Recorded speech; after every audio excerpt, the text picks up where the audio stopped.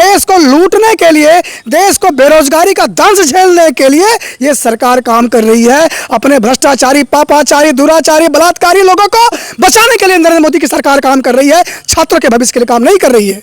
पूर्व में जिन लोगों ने प्रोटेस्ट किया उनको लाठियों से पिटवाया है, और जो कल की घटना घटी है, जो जंतर मंतर पर छात्रों के साथ जो मोदी सरकार ने किया है, उससे पूरी तरह से सिद्ध हो जाता है कि ये सरकार देश के लिए नहीं काम कर रही है, अपने मूल उद्देश्यों के लिए, कि देश के किसानों को भी इन भाजपा के लोगों ने, इस सरकार के लोगों ने खालिस्तानी, पाकिस्तानी, आतंकवादी, उग्रवादी न जाने किन किन गंदों शब्दों का प्रयोग किया था। किसान आंदोलन के समय किसानों के रास्ते में कील ठोकने का काम किया, किसानों पर लाठियां बरसाने का काम किया था इसी भारतीय जनता पार्टी की सरकार ने, नरेंद्र मोदी की सरकार ने। पूरा देश गवाह है, पूरे देश ने देखा है। और आज यही नरेंद्र मोदी की सरकार किसानों के बाद छात्रों का नंबर लगा दिया, छात्रों को बहुत पीटा, बर्बरतापूर्वक पीटा, तमाम छात्र मरणासन हो गए, मरने की स्थिति में आ गए। ये फासिस्टवादी सरकार, ये दक्षिणपंथी सरकार, ये ब्रिटिश मानसिकता की सरकार और उसके जो मुखिया नरेंद्र मोदी प्रधानमंत्री है, इन सारी घटनाओं के जिम्मेदार सीधे सीधे वही होते हैं। प्रधान धर्मेंद्र प्रधान तो एक मोरा है, असली किरदार तो नरेंद्र मोदी का है। छात्र जो है, जनता मतलब छात्र पेपर लीक और अपने भविष्य को लेकर के आंदोलन रहता है शांतिपूर्ण तरीके से। राम मंदिर पर जो चोरी का जो मामला सामने आया, चंदा चोरी, चढ़ावा चोरी और भगवान श्री राम सिंह के साथ जो डकैती इन लोगों ने की है, सीधे से सरकार पर आयोजित, चूंकि इन्होंने ट्रस्ट का गठन भाजपा सरकार ने किया था, तो सीधे से चोरी का भी आरोप इन्हीं के ऊपर होना चाहिए और उसके तमाम साक्ष्य भी मिल भी रहे हैं।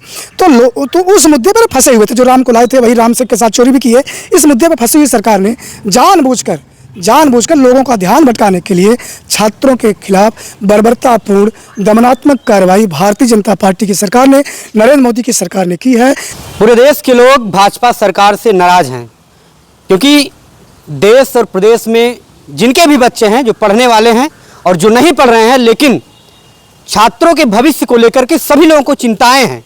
यहाँ तक कि भाजपा कार्यकर्ता, भाजपा के बड़े बड़े नेताओं के घर के बच्चे प्रोटेस्ट में शामिल हो रहे हैं और वो मास्क लगाकर आते हैं और बयान भी देते हैं कि मेरा पिता भाजपा में है, लेकिन फिर भी मैं छुपते छुपाते प्रोटेस्ट में भाग लिया हूं, क्योंकि मैं भी इसका विरोध कर रहा हूं। बच्चे भी हैं, उनकी बच्चियां भी आ रही हैं, वो अपने परिवार से डरते छुपते छुपाते प्रोटेस्ट में शामिल हो रहे हैं और सरकार का विरोध कर रहे हैं। आपको बताएं कि यही कुछ लोगों का ये अंदाजा है कि राम मंदिर जो चोरी का मुद्दा है उसको भटकाने के लिए धर्मेंद्र प्रधान का इस्तीफा नहीं दिया जा रहा है, क्योंकि इसको इतना लंबा खींचा जा रहा है ताकि सोनम वांगचुक के बीमार होते हुए उनके अंतिम समय तक उनको घसीटकर अस्पताल में ले जाया जाता है, ताकि ये मुद्दा लोगों के ध्यान से भटक जाए और राम मंदिर का जो चोरी का मुद्दा चल रहा है वो लोगों के ध्यान से हट करके छात्रों के ऊपर चले जाए।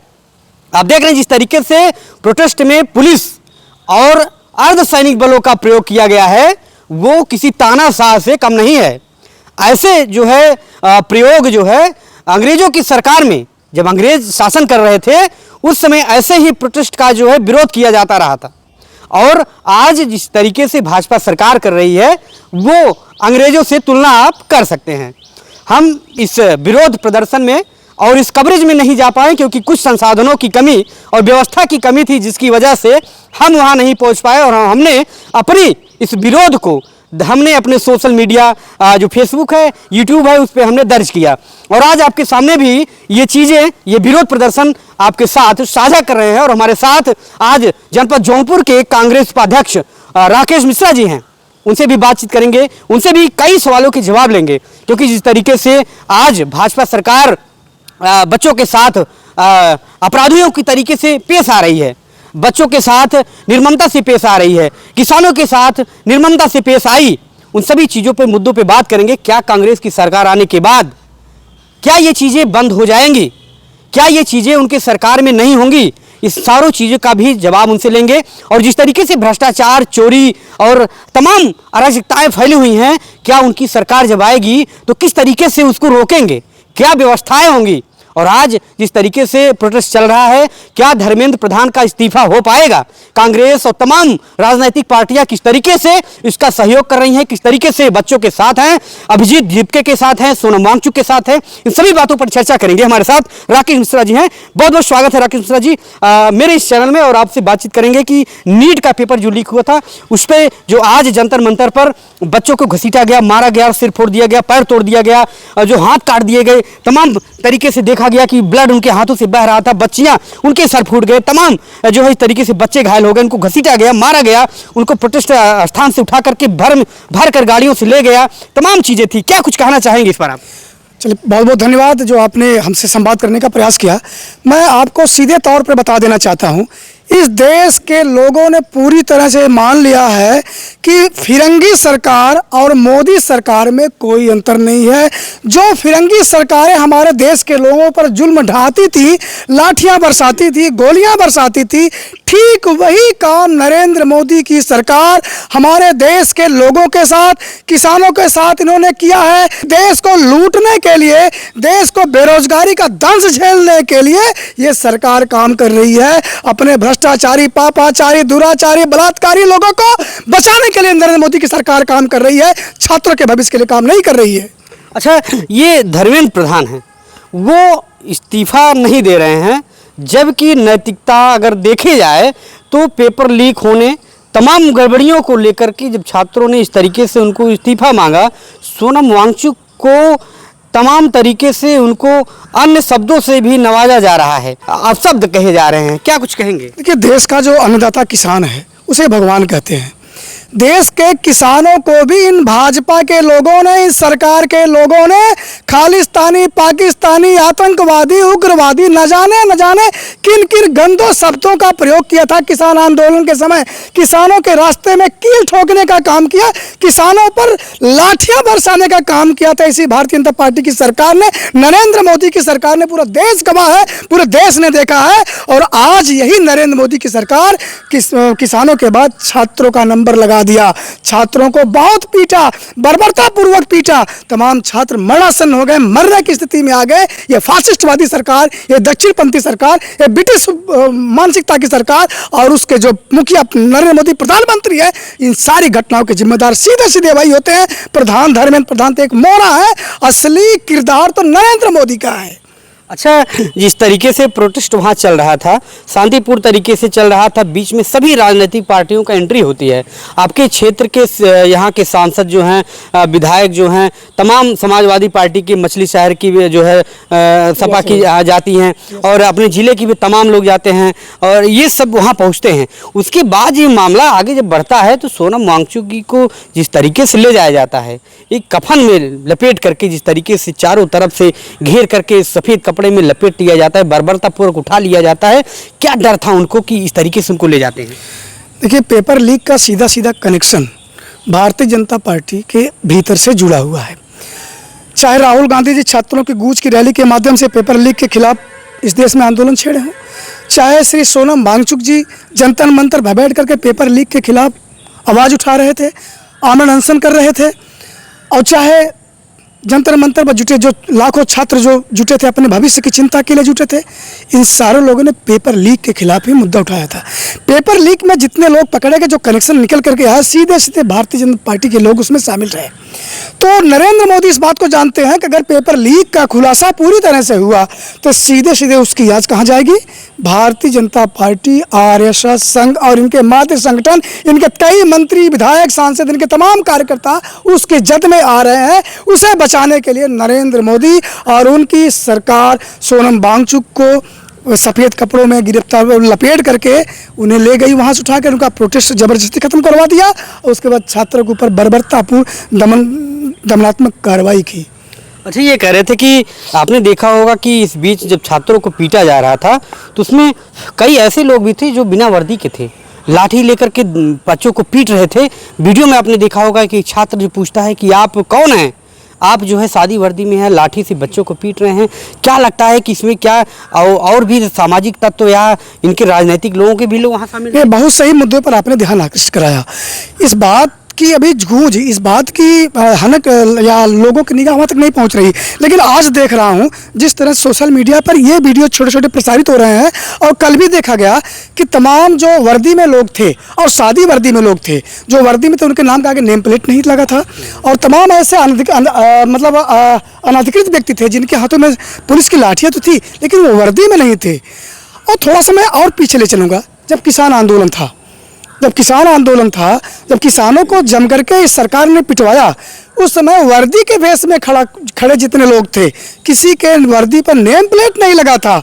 यानी कि आप जाने आरएसएस के लोग बड़े माहिर हैं, ये बुर्का पहन भी लेते हैं, दाढ़ी भी लगा लेते हैं, टोपी भी लगा लेते हैं, साड़ी भी पहन लेते हैं, पुलिस की वर्दी भी पहन लेते हैं, और सादी वर्दी में भी होकर के प्रोटेस्ट को अपने खिलाफ, भाजपा के खिलाफ होने वाले आंदोलनों को दबाने का काम ये आरएसएस और भाजपा के लोग कर रहे हैं। इसमें पुलिस के लोग बहुत कम थे और आरएसएस भाजपा के लोग लाठियां लेकर के छात्रों को जबरदस्ती बहुत बुरी तरह से पीट रहे थे। इसके लिए पूरी तरह से जिम्मेदार भारतीय जनता पार्टी है। न्यायिक जांच होनी चाहिए। इसके लिए तो सुप्रीम कोर्ट के सेटिंग जो कार्यरत जज हैं उनसे जांच होनी चाहिए। उन चेहरों को चिन्हित किया जाना चाहिए जो वीडियो में दिखाई पड़ रहे हैं, जो सादी वर्दी में थे। उनकी एंट्री कैसे हुई? अगर वो फोर्स के व्यक्ति थे तो सादी वर्दी में क्यों आए? सवाल एक बहुत बड़ा है। तो इसलिए मैं कह रहा हूं, इस देश की जो जमहूरियत है, इस देश की जो एकता है, इस देश का जो संविधान है, इस देश का जो लोकतंत्र है, नरेंद्र मोदी की सरकार ने उसे जंजीरों में, बेड़ियों में जकड़कर और जंतर मंतर पर अपने पांव तले कुचलने का काम किया है, बूटों से कुचलने का काम किया है। एक सबसे बड़ी बात आपसे कहना चाहेंगे और जनता से भी कहना चाहेंगे, जिस तरीके से इतनी बड़ी प्रोटेस्ट हुई, हमारे देश के वैज्ञानिक सोनम वांगचुक जी, जो उनको कई देश प्रदेश के अवार्डों से नवाजा गया, जिन्होंने सेना के लिए काम किया, देश के लिए काम किया, उनके इतने बड़े प्रोटेस्ट और हंगर स्ट्राइक के बीच में मीडिया का कहीं भी रोल नहीं दिखा। अगर मीडिया का रोल दिखा तो केवल स्ट्राइक को बिगाड़ने में, उसमें जो स्थिरता है उसको बिगाड़ने में, यह चीज़ बताने में कि सोनम वांगचुक तो चाइना के एजेंट हैं, उनको पैसे आ रहे हैं, ये सारी चीज़ें बताने में उनका सहयोग रहा। और आज जब प्रोटेस्ट में इस तरीके से मारपीट भागदड़ होती है, सारी चीज़ें की जाती हैं, तो विदेशी मीडिया एंट्री करती है। यह सब देख करके कि भारत की मीडिया नहीं बोल रही है तो विदेशी मीडिया एंट्री होती है, विदेशी मीडिया यहाँ आकर के कवरेज करती है। इस पर क्या कहना चाहेंगे आप? देखिए, नॉर्वे, ऑस्ट्रेलिया और कई देशों में आपने प्रधानमंत्री के उस चीज़ को देखा है कि जब विदेशी मीडिया ने नरेंद्र मोदी से सवाल किया तो ये किस तरह से भागते नजर आए, आप सबने देखा है। और इसमें भारतीय मीडिया का जो स्तर है इतना नीचे गिर गया है कि विश्व रैंकिंग में 157वां नंबर आ गया है। अच्छा, और जो अभी आपने सवाल किया, एक बहुत महत्वपूर्ण सवाल किया कि सोनम वांगचुक को जैसे लोगों को देशद्रोही बता दिया जाता है, चाइना से कनेक्शन जोड़ दिया जाता है।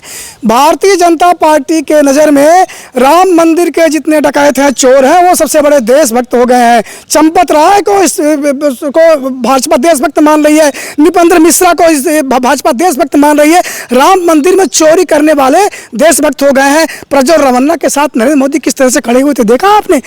वो सबसे बड़े देशभक्त हो गए भाजपा की नज़र में। चिन्मय आनंद, जिन्होंने अपने विद्यालय की छात्रा के साथ कुकर्म किया, सबने देखा, वो सबसे बड़े देशभक्त हो गए हैं। ब्रजभूषण शरण सिंह, जिन्होंने भारत की पहलवान बेटियों, उन बेटियों ने जिन्होंने देश का मान सम्मान पूरी दुनिया में ऊंचा किया, पहलवान बेटियों के साथ उनकी आबरू से खिलवाड़ करने वाले ब्रजभूषण शरण सिंह के साथ भाजपा किस तरह से खड़े, उन्हें देशभक्त माना, लेकिन पहलवान बेटियों को उन्होंने जातियों में और देशद्रोही साबित करने में भाजपा की पूरी ऊर्जा लगा दी गई। उसी कड़ी में तो जिन लोगों ने नरेंद्र मोदी को, संघ को, भारतीय जनता पार्टी से सवाल खड़ा किया, उन्हें देशद्रोही बताने का काम भाजपा, आरएसएस, इनकी गोदी में दिया गया और इनकी आईटी से लोग करते हैं। सोनम वांगचुक एक उदाहरण है, जो उदाहरण सामने है।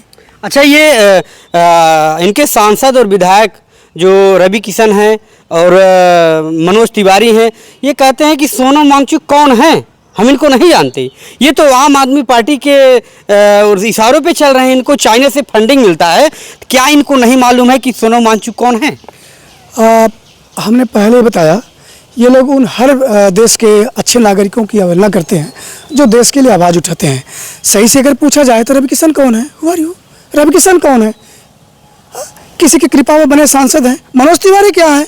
इन्होंने नोटबंदी के समय में किस तरह से देश के लोगों का मजा लिया था, नोटबंदी के समय में किस तरह से देश लोग, पुलवामा के समय में मनोज तिवारी ने किस तरह से मजा लिया था देश के सैनिकों का, ये देश भूला नहीं है।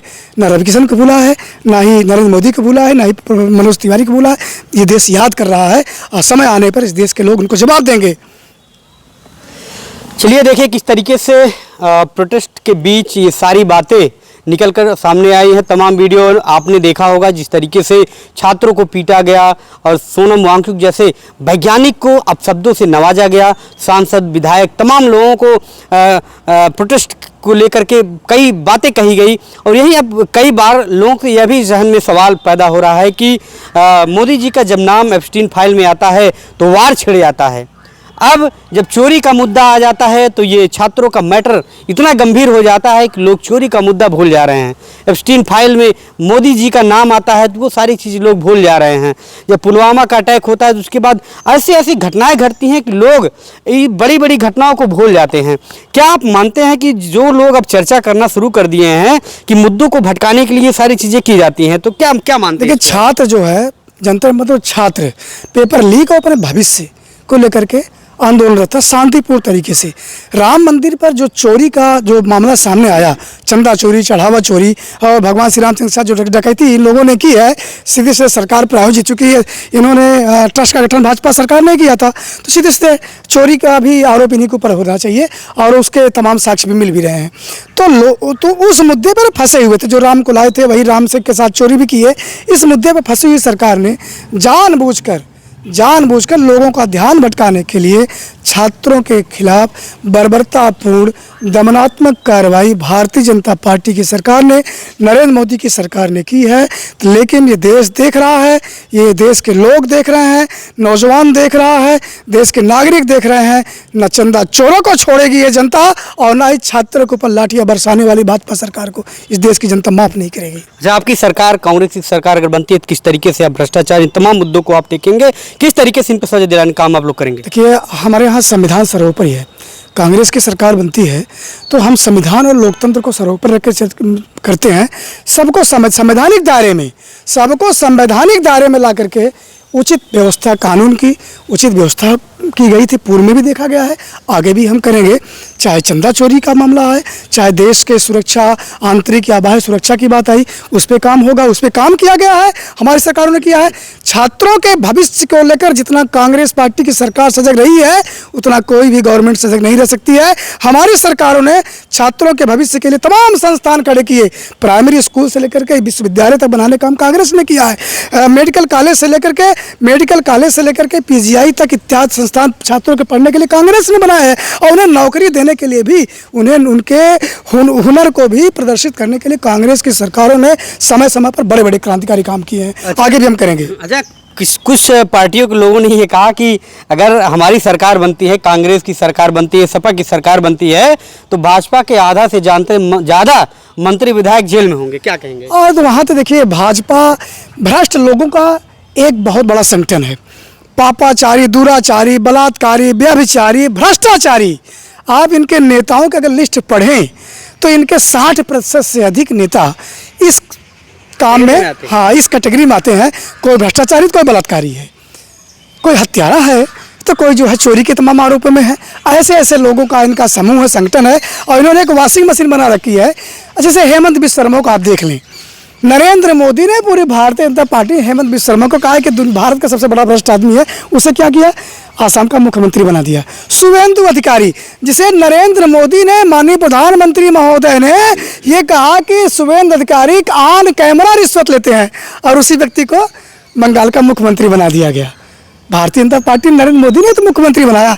तो आप देख सकते हैं कि अजीत जो पवार, अभी उनका प्लेन क्रैश में उनका डेथ हुआ, ऐसे तमाम लोग जो भ्रष्टाचारी रहे उनको अपने में मिला लिया।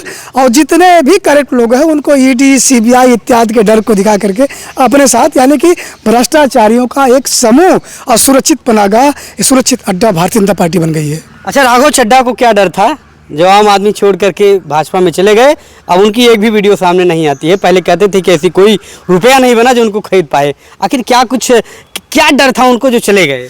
देखिए, हमने कहा कि इस देश की जो लोकतांत्रिक संस्थानें हैं, जो संवैधानिक संस्थाएं हैं, ED है, CBI है, पुलिस है, इत्यादि से लोगों को डराते हैं। इससे ही इन संस्थाओं से लोगों को डराते हैं। लोग घर पे पुलिस बैठा देते हैं, ईडी सीबीआई भेज देते हैं, तो लोग डर जाते हैं। राघव चड्ढा भी डर गए होंगे, तो सामने है मामला। अभी आम आदमी के कई सांसद जो है ट्वीट करके चले गए, पंजाब वाले तमाम लोग। तो आपने देखा है कि ये डरा करके लोगों को भाजपा ज्वाइन कराते हैं, अपने कुनबों को बढ़ाते हैं, उनको बताते हैं कि आप इतना घोटाला किए हैं, उनके खेमे में चले गए तो सारे घोटाले माफ़ हो जाते हैं, है ना, सारे भ्रष्टाचार खत्म हो जाते हैं, तमाम बातें। चलिए देखिए, आगामी उत्तर प्रदेश में भी चुनाव है। जिस तरीके से बिहार में भाजपा की सरकार बनी आप जानते हैं, और किस तरीके से किसके बल पर बंगाल में भाजपा की सरकार बनी आपने देखा, आपने जाना भी। और उत्तर प्रदेश में भी वो जो समस्याएं जो बिहार में रही, जो बंगाल में रही, वो उत्तर प्रदेश में भी हो सकता है, और फिर से भाजपा की सरकार यहाँ आ सकती है। क्या कुछ व्यवस्था आप लोग करेंगे इस पर? देखिए, हम लोकतांत्रिक व्यवस्थाओं को मानने वाले लोग हैं, हम संवैधानिक व्यवस्थाओं को मानने वाले लोग हैं, किसी भी गलत काम में भरोसा विश्वास नहीं करते हैं। ममता दीदी ने भी तो जी तोड़ लड़ाई लड़ी, लेकिन वहाँ असफल हो गई। वो पूरा विपक्ष लड़ रहा है, लेकिन भारतीय जनता पार्टी की सरकार ने पूरे सिस्टम को हाईजैक कर लिया है। ये वोट से नहीं, ये लाठियों के दम पर चुनाव जीत रहे हैं, वोट की ताकत से नहीं जीत रहे हैं। ये लाठियों और सिस्टम के भरोसे सरकार चला रहे हैं और चुनाव जीत रहे हैं।